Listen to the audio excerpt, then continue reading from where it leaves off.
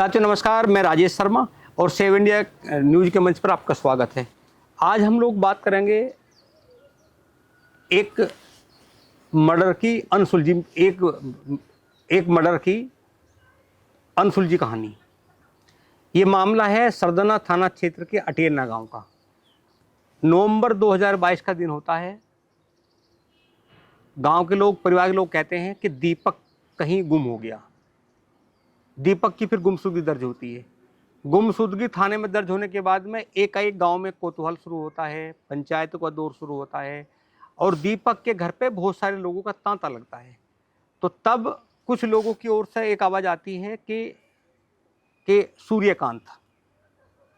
सूर्यकांत इसमें उसकी कहीं ना कहीं सह है। उसने दीपक को गायब किया है, कहीं गुम किया है। बहुत सारे लोग कहते हैं कि उन्होंने सूर्यकांत को जाते हुए देखा, बैठ कर शराब पीते हुए देखा। ऐसी कहानियों पे एकाएक पुलिस कार्रवाई करती है, लोग इकट्ठे होते हैं, लोग थाने में जाते हैं, सरदाना प्रेशर बनाते हैं। तो 2 लोगों को पुलिस उठाकर गिरफ्तार करती है और फिर जेल भेज देती है। हालांकि जब गुमशुदगी की बात आती है तो उसके कुछ समय बाद कुछ शोर मचता है कि यहाँ दीपक की चप्पल मिली है, यहाँ कहीं ब्लड रखा हुआ मिला है। पुलिस उसे बरामद करती है। फिर उसके 1.5 महीने बाद एक राजभाया निकला होता है, गांव के बीच से निकल के जाता है। राजभाया में पानी बंद होता है तो जो दीपक के चाचा हैं उन्हें पता चलता है कि कहीं राजभाया में 3 फुट गहरी एक डेड बॉडी दबी पड़ी है। और डेड बॉडी को जब निकाला गया तो तब शर्त रखी गई कि अभी कुछ लोगों के खिलाफ और मुकदमा दर्ज कराया जाए, लेकिन पुलिस कहती है कि पहले पोस्टमार्टम करने दो। इसी तरह लगभग 70 से 72 घंटे इस जद्दोजहद में होते हैं। परिजनों की अपनी मांग होती है, पुलिस के अपने कानून होते हैं और कानून और परिजनों की मांग को लेकर पूरा विवाद होता है और 72 घंटे तक वो डेड बॉडी ऐसी स्थिति में वहीं पड़ी होती है। फिर डेड बॉडी का पोस्टमार्टम होता है। पोस्टमार्टम में आता है जो 3 डॉक्टर का बोर्ड बैठता है, पोस्टमार्टम करते हैं। उसमें आता है कि ये जो डेथ हुई है, जिसकी डेड बॉडी है, उसकी डेथ 11 से 14 दिन पहले हुई है। सवाल ये है कि गुमशुदगी 2 महीने पहले दर्ज होती है। गुमशुदगी पर जो आरोप लगते हैं वो जेल चले जाते हैं। अगर डॉक्टरों की उस बोर्ड की रिपोर्ट माने तो चूंकि गुमशुदगी के बाद में 1.5 महीने बाद डेड बॉडी मिलती है और पुलिस कहती है कि 10 से 15 दिन पहले इसका मर्डर हुआ है, तब तक जीवित था।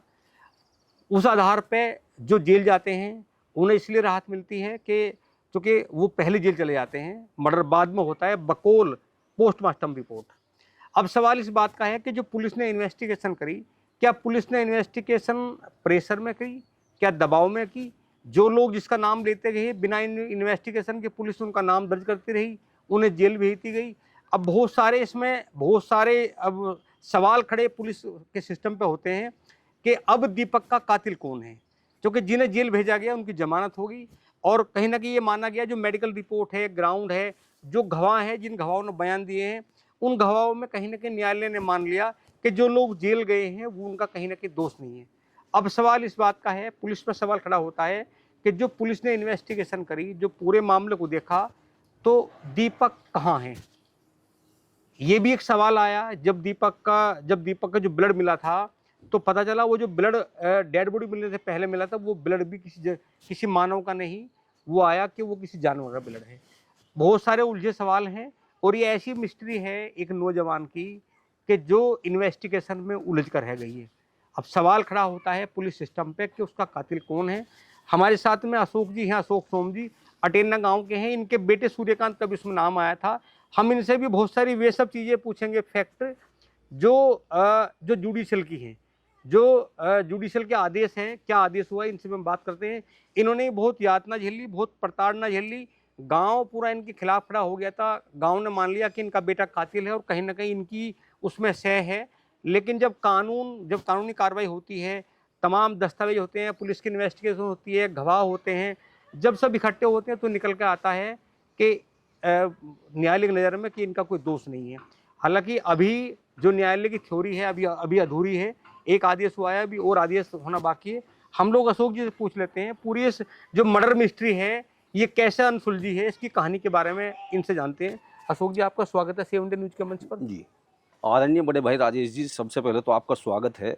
सेव न्यूज़ इंडिया जो है बहुत जो है अच्छे सेव इंडिया मुद्दे, न्यूज़। सेव इंडिया न्यूज़ जो है और जनहित के काफ़ी मुद्दे उठा रहा है। सबसे पहले तो आपके जो है इसको बहुत बहुत थैंक यू, धन्यवाद। Thank you, thank you. और दूसरी चीज़ ये है कि जो आज जो मुद्दा आपने जो है हमारा उठाया है, ये बहुत ही इस प्रदेश का बहुत ऐसा मुद्दा है कि जो अनसुलझा है। काफ़ी प्रयास करे कि ये सुलझ जाए, लेकिन फिलहाल जो है जो सिस्टम है वो सुलझाने के मूड में दिखाई नहीं दिया। सबसे पहले राजेश जी मैं आपको बताऊं कि जब ये घटना हुई, नवंबर में क्या हुआ? नवंबर के नवंबर में बारे ये में। हुआ, मैंने अपनी बेटी का रिश्ता किया था और जिस दिन मुझे अपनी बेटी के लिए लड़का रोकने के लिए जाना था 29 नवंबर को, कोई भी व्यक्ति ऐसा नहीं होगा जिस दिन उसे लड़का रोकने जाना हो और वो ऐसी हत्या जैसी घटना को अंजाम दे दे उसका परिवार। दूसरी चीज़ राजेश जी ये है कि 29 नवंबर को ये था कि इनका परिवार यहाँ एकजुट होगा। शायद इसमें जो है जो मर्डर है इसमें कहीं न कहीं घटना उसकी बू आ रही है एक षड्यंत्र की। इसका मैं खुलासा करता हूँ कि 29 नवंबर को बेटे को आना था, लेकिन जो है वहाँ हमारी रिश्तेदारी में एक डेथ होगी, तो हम लड़का रोकने नहीं जा पाए। उसकी छुट्टी कैंसिल होगी। तो आपका बेटा कहाँ नौकरी करता है? गुजरात में बड़ा लड़का। कितने बेटे हैं आपके? बेटे 2 बेटे। अच्छा, बड़ा बेटा बड़ा बेटा गुजरात में रेलवे में। छोटा बेटा क्या करता है? छोटा बेटा इंटर करके वो गाँव में खेती-बाड़ी करता है। अच्छा, और बेटियां? बेटी एक है बेटी जिसकी शादी का जो है तैयारी चल रही थी घर जी। में। खुशियों का माहौल था, परिवार जो है खुशी में लगा हुआ था। इसी बीच एक लड़का गायब होता है दीपक। तो उनके परिवार से हमारी कोई ऐसा मामला नहीं रहा और अच्छा परिवार था उनका, हमारी बैठक थी।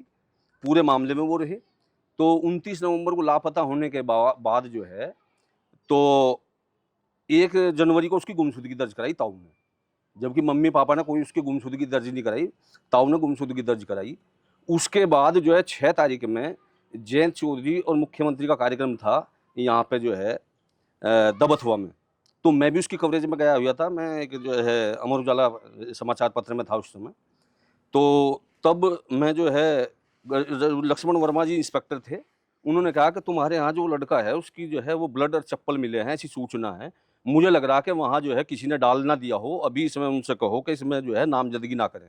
मैं कह रहा मेरे परिवार का मामला, जिसकी भी नामज़दगी होगी होनी चाहिए, भाई मैं नहीं कहने का। तो उसमें जब हम वहाँ पहुँचे घटनास्थल पे, तो घटनास्थल को देख के लग रहा था कि यहाँ किसी ने षड्यंत्र रचा। वो बिल्कुल वो होता फैक्ट।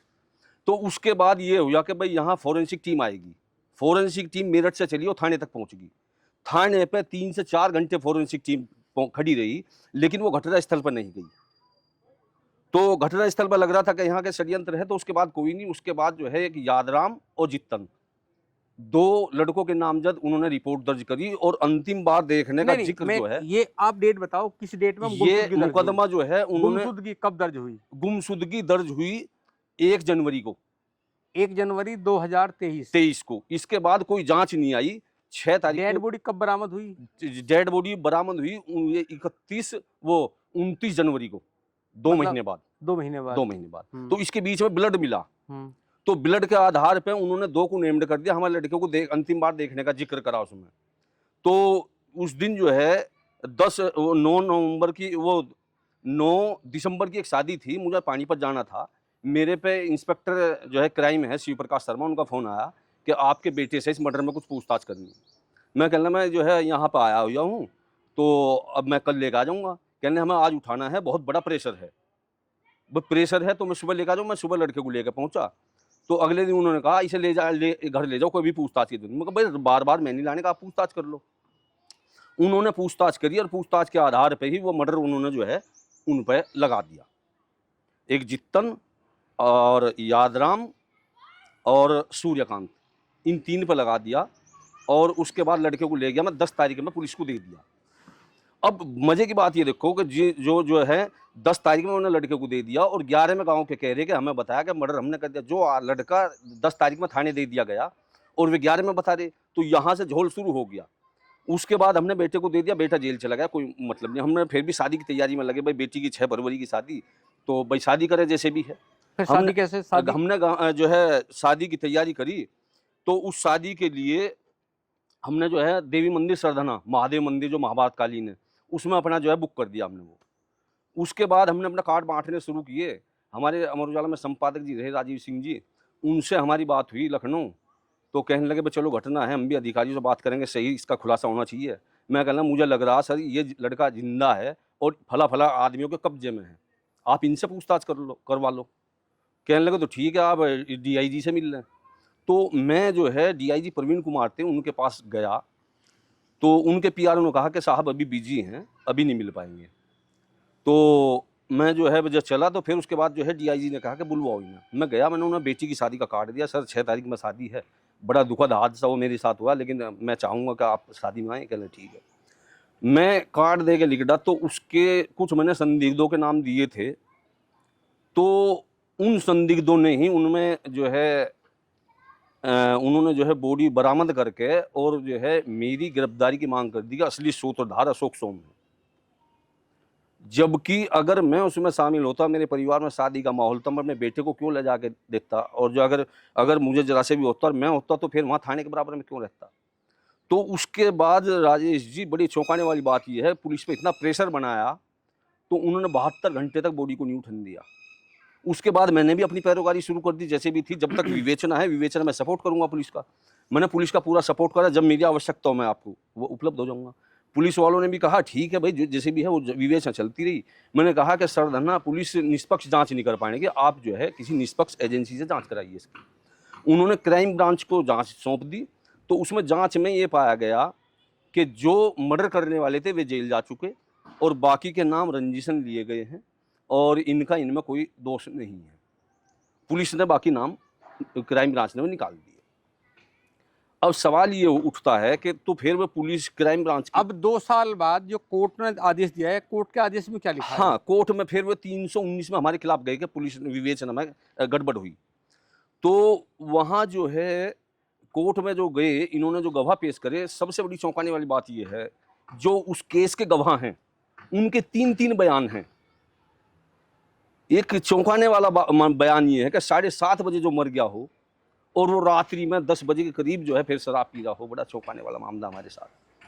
यानी कि उसकी बॉडी नहर में डाल दी, ऐसा बताया गया। बॉडी मिल रही राजबाई में, और खुद जो है वादी पक्ष का कहना है कि ब्लड चप्पल हमें मिला, चक्कू हमें मिला आला कत्ल, और बॉडी हमें मिली।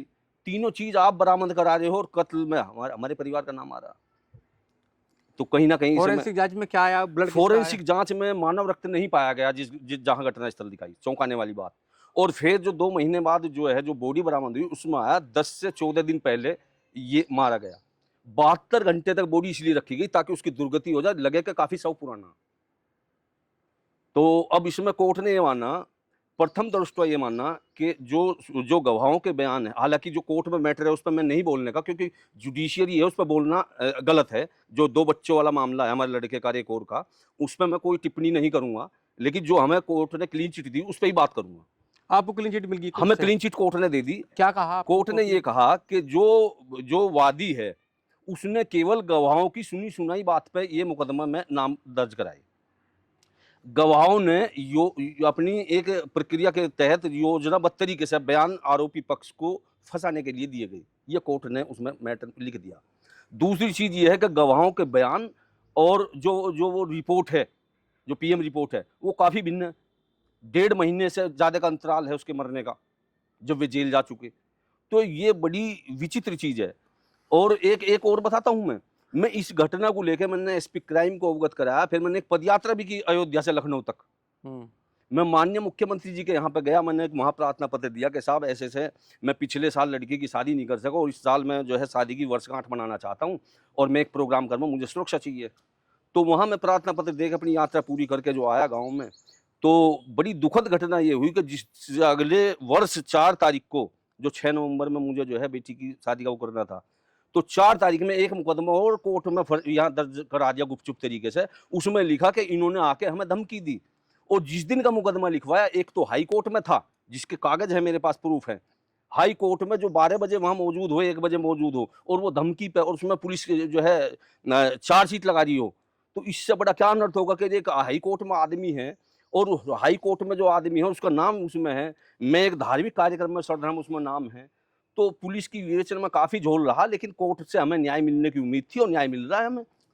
अब सवाल इस बात का है कि पुलिस की जो इन्वेस्टिगेशन है उस पर सवाल खड़े हो रहे हैं। क्या पुलिस पॉलिटिकल दबाव में काम करती है? क्या पुलिस प्रदर्शनकारियों के दबाव में काम करती है? वो कौन सा प्रेशर है जिसमें पुलिस इनजस्टिस करती है? और चूंकि ये जो पुलिस होती है, जो पुलिस पर ये निशान मोनोग्राम होता है, भारत का निशान होता है, ये माना जाता है क्योंकि जब हम क्राइम की बात करते हैं और दरोगा की बात करते हैं, तो ये दरोगा एक ऐसी कड़ी है कि इन्वेस्टिगेशन करने का संविधान में इन्हें अधिकार है, और जो सब इंस्पेक्टर और इंस्पेक्टर इन्वेस्टिगेशन करते हैं वो सुप्रीम कोर्ट तक उस पर बहस भी होती है, तो कोई उस पर सवाल खड़ा नहीं करता। लेकिन जो इन्वेस्टिगेशन करने के तरीके हैं, जो उसमें लोचा है, जो लचक रहती है, उस पर बहुत सारे सवाल खड़े होते हैं। अब सवाल ये है अटेन्ना गांव का कि अशोक सोम है, इनके बेटे का नाम लिया गया, वो जेल चले गए और भी किए गए, और इनकी बेटी की इस दरम्यान शादी भी थी। शादी में इन्हें बहुत प्रताड़ना मिली क्षेत्र लेवल पे, अपनी बेटी की शादी नहीं कर पाए सरदना में। इनके साले हैं, मतलब बेटी के मामा, वो अपने घर पे शादी करते हैं और वहाँ भी प्रताड़ित किया जाता है। ये फरार होते हैं कि कहीं गिरफ्तार ना हो जाए। जब चार्जशीट सबमिट होती है, कोर्ट में जाती है, तो कोर्ट में जाके इन्हें राहत मिलती है। चूँकि राहत इसलिए मिलती है कि कोर्ट में जब बहस होती है अधिवक्ताओं की ओर से, तो वहाँ जस्टिस होता है, और जब सारे डॉक्यूमेंट इकट्ठे हुए, जिन लोगों ने जो आरोप लगाए, जब उन तमाम आरोपों की कोर्ट में छानबीन हुई, गवाह हुए, तो वहाँ न्यायालय के द्वारा इन्हें हरी झंडी दे दी गई। और ये इस बात के लिए पछताते हैं कि वो ऐसा दौर था, पता नहीं किस जन्म में इन्होंने क्या पाप किया होगा कि ऐसी प्रताड़ना इन्हें झेलने को मिली। और समाज की, जहाँ तक समाज की बात है, तो सामाजिक लेवल पे इनका बहिष्कार किया गया। ये मान लिया गया कि इनका बेटा कातिल है, उसने कत्ल किया है एक नौजवान का। अब सवाल इस बात का है कि जिस दीपक का कत्ल हुआ, वो दीपक के कातिल कौन हैं?